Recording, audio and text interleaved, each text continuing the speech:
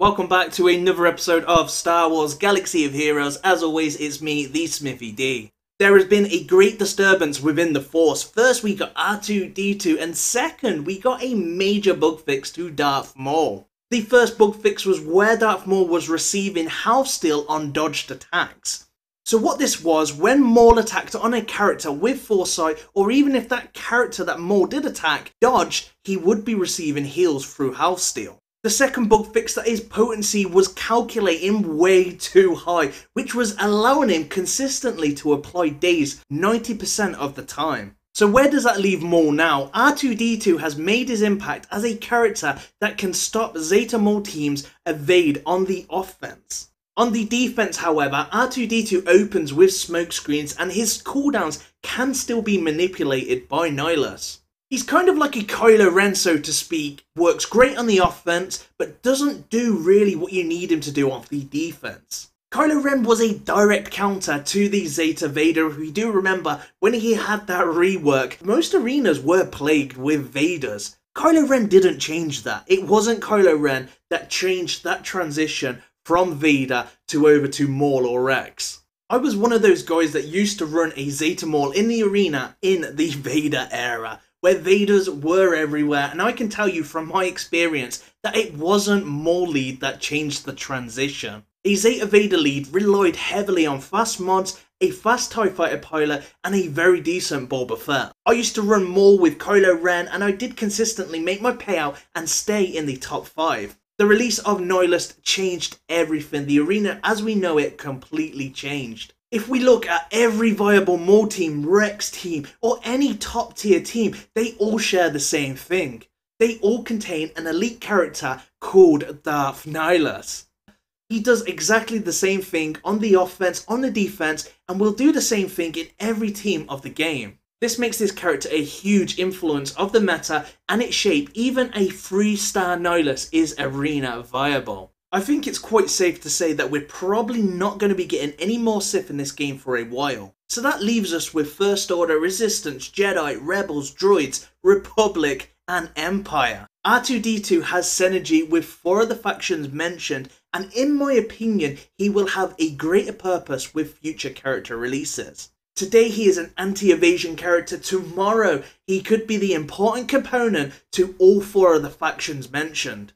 All it takes is for one character to be released that has a leadership or unique. Let's say, for example, Bespin Luke Skywalker, that makes rebel characters immune to cooldown reductions.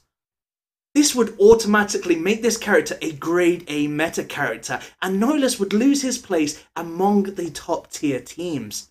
And I'm going to be realistic with you, Nihilus is the meta character. He is currently the best character that most are building their teams around.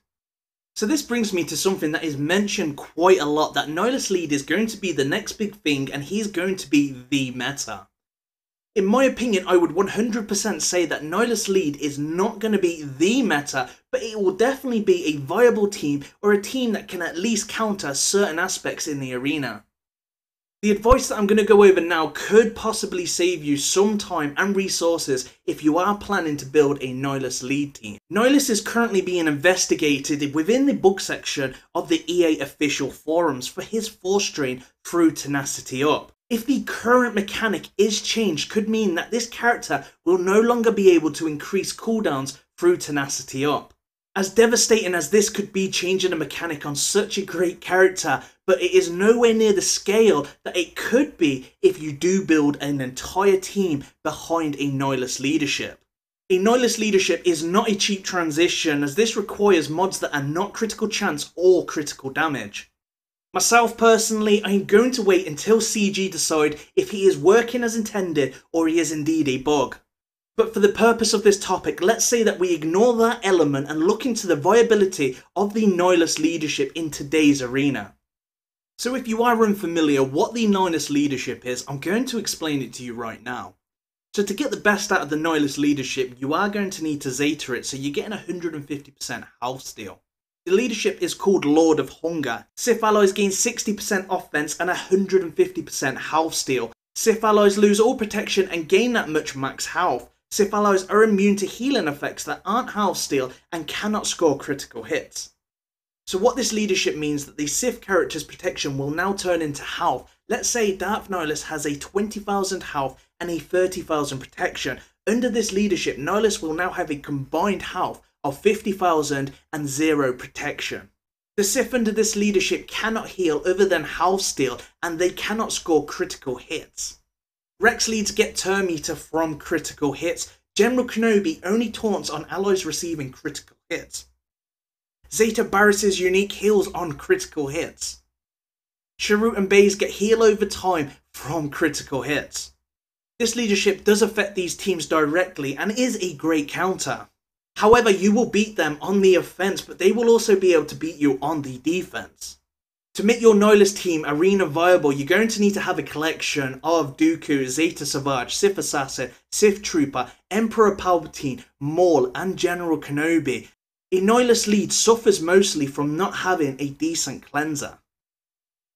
The Nihilus leadership is a great team for the up and coming and will help you increase your rank with no doubt about that, and does work for certain counters against certain teams. Most of the arena at the high end is mostly a Maul or Rex leaderships or teams built to defend against one or the other. With having a Nihilus led team at your disposal is a great idea as a second project. So now we're going to be looking at what affects the Nihilus led teams directly. The biggest negative effect that affects Nihilus teams is healing immunity and shock. This will directly stop any health steal. The negative effect, damage over time, known as dots, damages for 5% of a character's max health. On a character that has 50,000 health like Nihilus, one damage over time negative effect is going to be damage for around 2,500 per turn per dot. This may not sound like a lot, but if that character has 4 dots on them, that's going to be doing 10,000 damage per turn. That's 1/5 of that character's health already gone before they have even attacked. The burn negative effect from R2D2 is 15% of the max health, as again if we use Nihilus as an example, this would be 7,500 damage per turn. The negative effect exposed is 20% of the max health, so that would be around about 10,000 per expose that is landed on Nihilus. Rex has a special ability that is called Subdue, which deals bonus damage to 25% of the target's max health. Baze also has an attack called Unload that does an area of effect attack that lands 25% damage of max health to enemies that are not buffed. In my honest opinion, Nihilus is a great leadership versus Rex, but on defense it leaves it open to a lot of teams that can beat it. The reason Maul and Rex work so well because under their leadership it's not all about the mods and lets low modded teams be competitive. If we take Maul out of the meta, it's back to before Maul was popular and it becomes who has the fastest mods again. And let's say 70% of these existing Maul teams turn into Rex led teams, and there is a huge rise in Nihilus led teams, then suddenly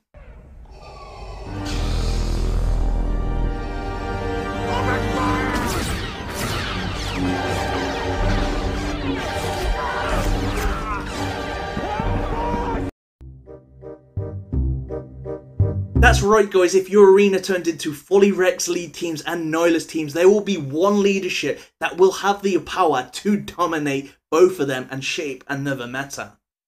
We're talking a Zeta Vader lead. Mods will always be a factor, but Vader with Sith Assassin, Trooper, General Kenobi and Nihilus is something that will be extremely difficult for both Rex and Nihilus teams to beat.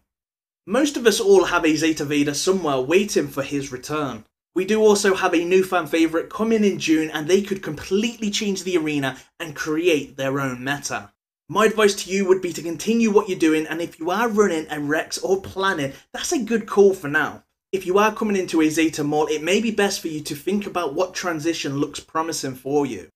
Use this time to farm some mods because this is extremely important. If you do plan to go the Vader route, then you definitely want to be having Sith Assassin and Trooper farm them as while you can.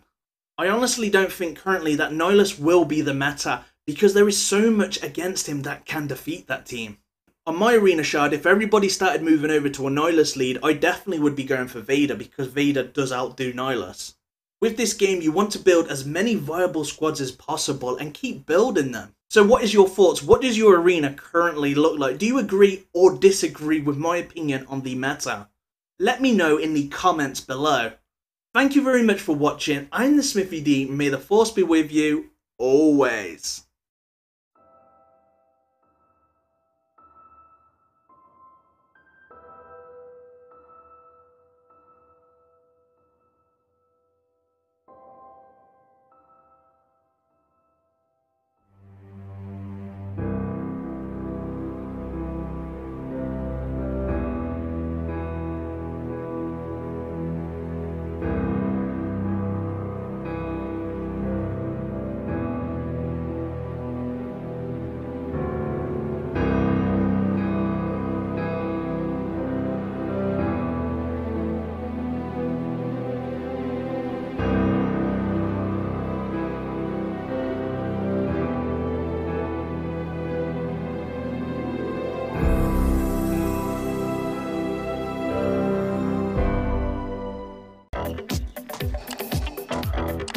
You have failed me for the last time.